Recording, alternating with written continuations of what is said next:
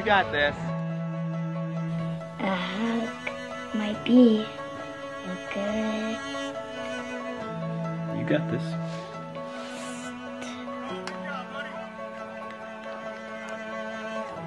Come on! You got this!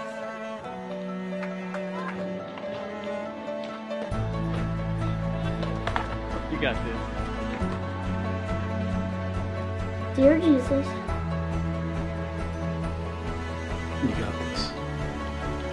I want to invite you into my heart.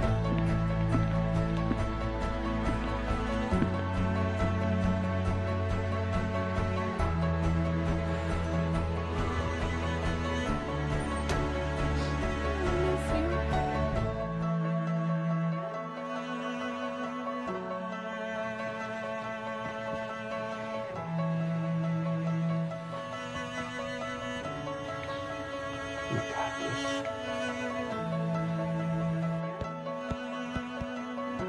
Miss Douglas, they're ready for you.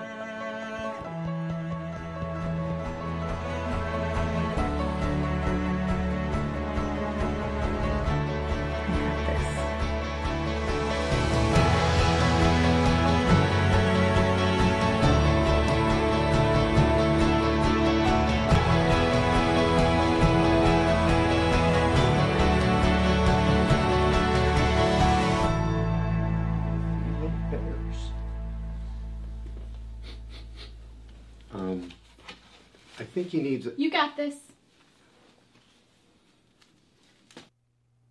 I can't tell you how many times in his own unique way my dad told me, Jefferson, you got this.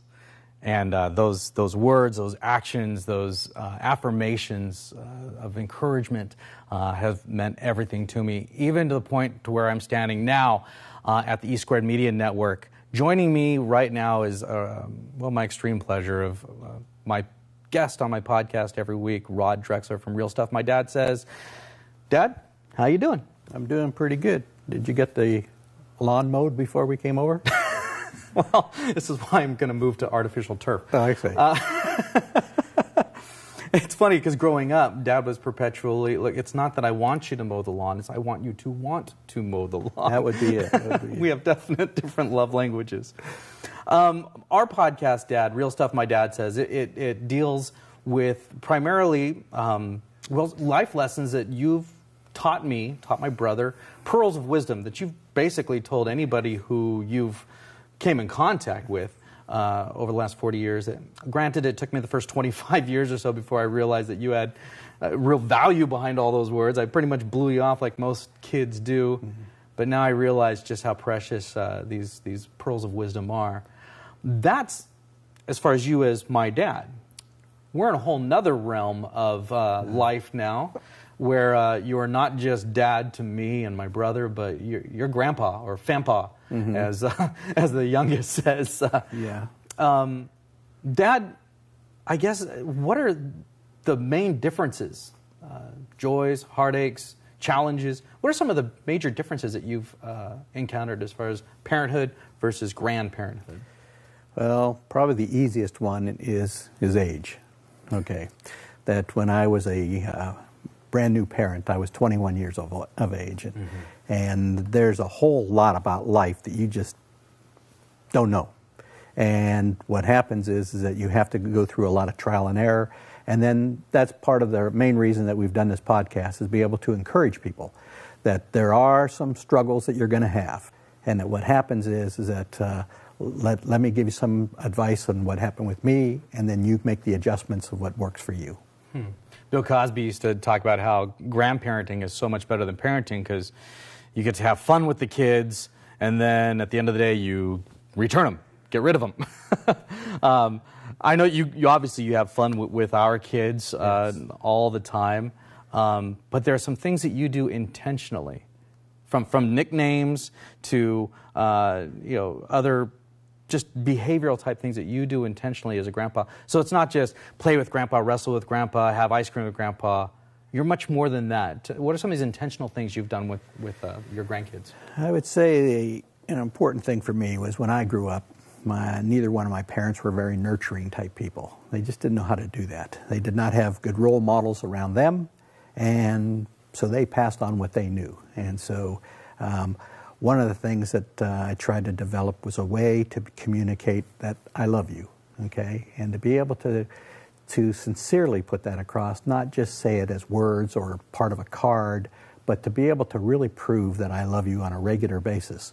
Now, for your brother, it was a matter that when he was in probably junior high or something like that, we came up with a language that we could use that would not embarrass him in front of his friends, okay? And we had stolen that from a television show we were watching. Right. And Full-time. That's exactly it. And so, but it was a great life lesson, and so it was not to be missed. And so we started to do that. And then now, he's almost 40, and we still make the same statement, which is words of saying, how about those lions? And the answer really is, I love you, and the answer back is, I love you too. And so I've been able to do that with the grandchildren by not embarrassing them in front of their friends or anyone else, but to be able to communicate with them, I love you, and I'm not afraid to say it. Okay, so. Now, I know there was a point, particularly with our oldest, when he was little, and you would play with him, and you would say, oh, you know, I don't know, ask him some silly question that you obviously know the answer to, and he would go, no, Grandpa, this is the way you put it together, and no, Grandpa, this is... And I remember there was a point where you looked at me and said, you know what, Jefferson, I'm not certain, but I think your son thinks I'm an idiot. Now, I mean, you were playful. I knew you were playful, but I mean, how did that play itself out, and how did you get over that? Well, you know, I had a good answer for that just a minute ago, but then I thought of something else, so I'll add it in. I'll add it in, and then we'll go back to it. It actually is something that I got from your father-in-law. Okay, that one time. Probably 35 years ago, he was giving a message, and I remember it. And he was talking about training your children and to be able to work with them. And so I used to take you out in the yards, and I would work with you. And then my neighbor, you remember Phil, okay, my neighbor, Phil would sit there and say, why are you having them help you? Because you go back afterwards and fix everything that they did wrong. Yeah. And I said, well, the idea was to teach them. And it wasn't that they had to do the perfect job, but to be able to teach them, to work alongside with them, and then to move them on, and that's what I did.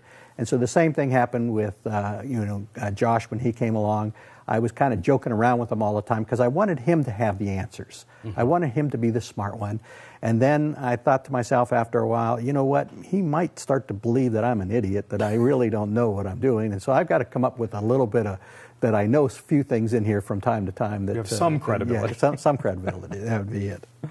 Dad, there are a lot of grandparents out there watching this.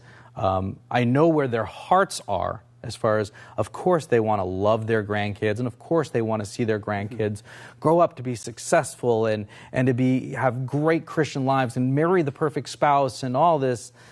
But how do you do it? I mean, it's the parents' job, right? Because you don't want to get in the way of the parents. It's the parents' job to raise the kids. What advice do you have for these grandparents to be impactful and yet from that unique grandparent role? Well, I think that again, the key thing to me is always relationships. That's what we talk about most in our podcast. And then how to have that relationship and to be able to trust in what each other says so that there's a dialogue and communication that's growing. So that what happens is that when you and your brother were younger, I had you doing some different things to be able to learn how to work with systems. We saved aluminum cans to help pay for your bicycles. It wasn't that I could not afford a bicycle, but the idea was to teach you to save half of it so that you were participating in that. And the same thing with conversations with the kids.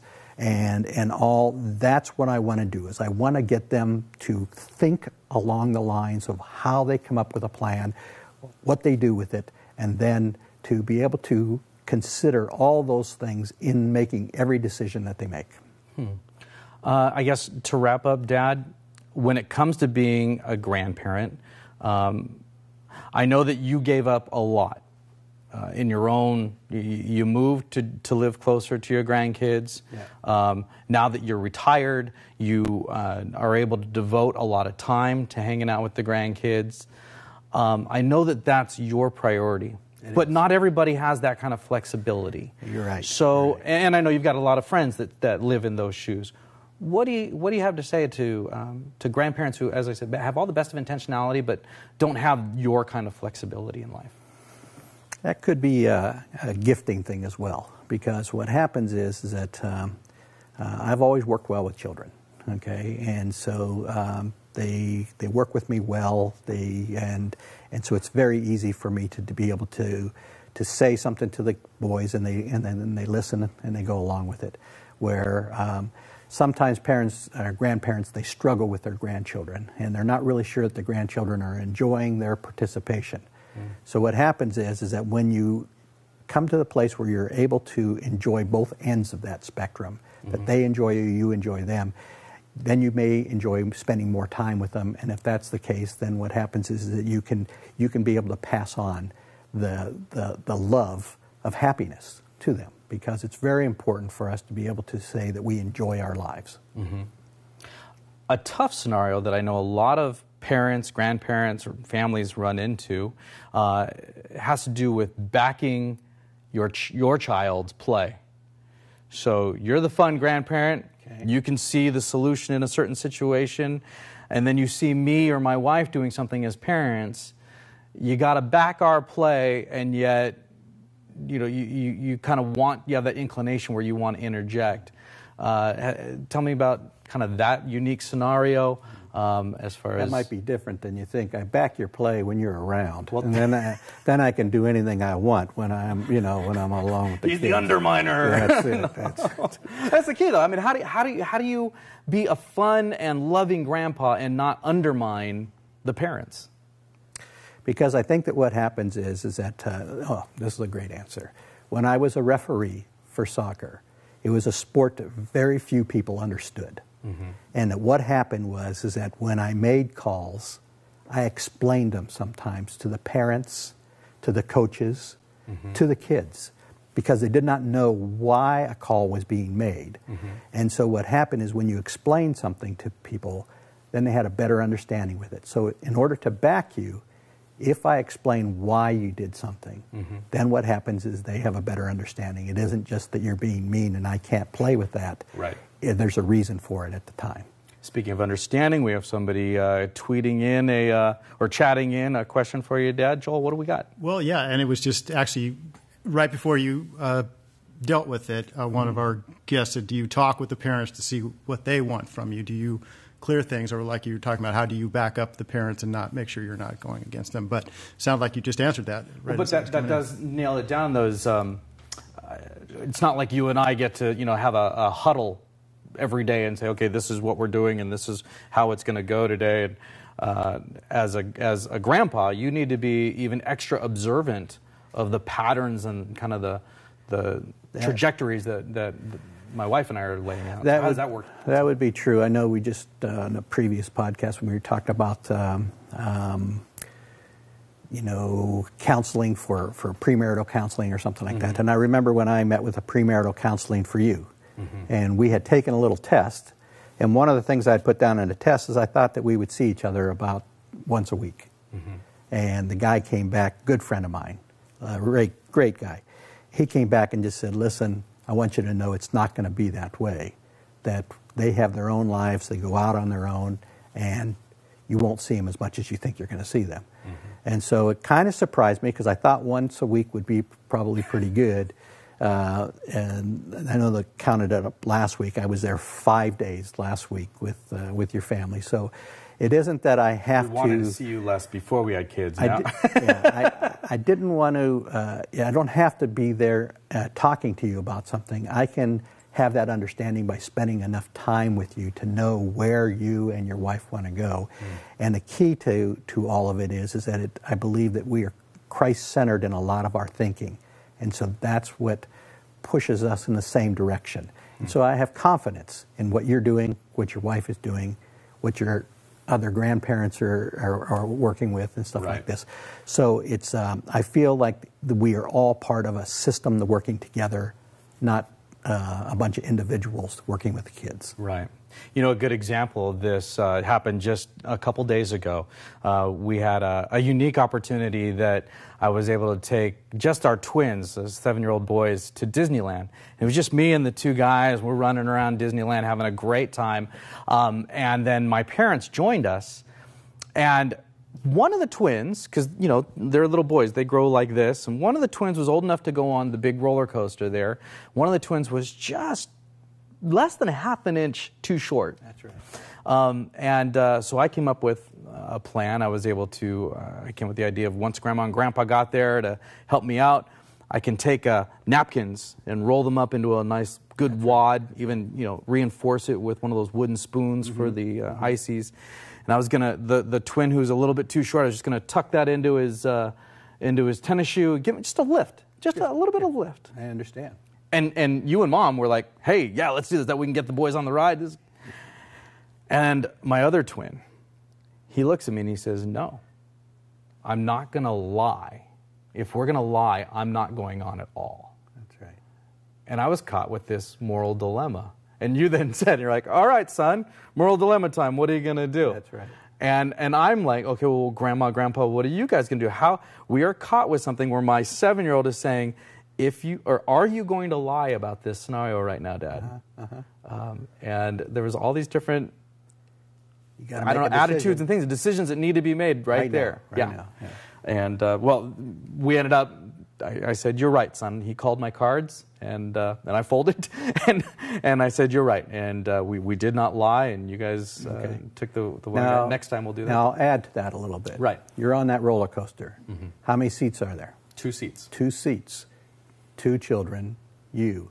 How many does that add up to? 3. One more grandparent. One more grandparent. So I'm praying, I don't want to go on this ride. Okay, this is a big roller coaster. I don't know if I want to go on it. So I'm praying, he makes the call. My prayers are answered. I didn't need to go on. Well, Dad, thank you so much, not just for your time today, but also obviously for all that you do for the podcast network on Real Stuff My Dad Says. And of course, thank you for everything you do for our kids. Today, obviously, for those of you who've been a fan of our network, this is our second live webcast. We had another one a couple of months ago, and we've got another one coming up in just, 2 months from now. We're going to be talking about impacting our culture. Joel, tell us all about what's coming up, and we've got some real special guests lined up as well. Yeah, we do. Thanks, Jefferson. Kids calling your cars. That's a great... That's good parenting right there. That's instant feedback, knowing that your kids are watching you too. Our next E Squared Media podcast will be coming up in exactly 2 months on June 29th. And it will be titled, as Jefferson was saying, Effectively Engaging, again, that's E Squared, Our Culture, which if you've been paying attention lately at all, should be a very relevant topic for Christians and the church today. We're very excited about our guest podcasters that we've lined up for the show. We'll have nationally known speaker and cultural commentator, the great John Stonestreet, and he's of the Colson Center and Summit Ministries. And you'll find John on the E Squared Media Network on the video podcast, the Summit Lecture Series. We're very privileged and blessed to have John to talk about engaging our culture. And also on the webcast, we'll have Darren Streblo's comedic partner in crime, Jeff Allen, of the podcast and Examine Life, found here on E Squared Media. Jeff joined us on our previous podcast on healing and recovery, but he's also very engaged in apologetics and Christian worldview. Jeff's a very effective, multifaceted communicator. So we'll have a pretty potent 1-2 cultural combination. And, of course, we'll want you to join in on the conversation, too. So that's our next webcast on June 29th. Effectively engaging our culture. Don't miss it. Wow, thanks, Joel. Our final guest today, as we're still talking about parenting, is somebody who I have looked forward to talking to for a long time, simply because my son and I have literally spit out milk out of our noses multiple times while listening to his art. It's Darren Streblo. So that you can understand a little bit what I'm talking about, here's just a slight sample about Darren, his humor, and his style of parenting, I guess. Let's check out this video.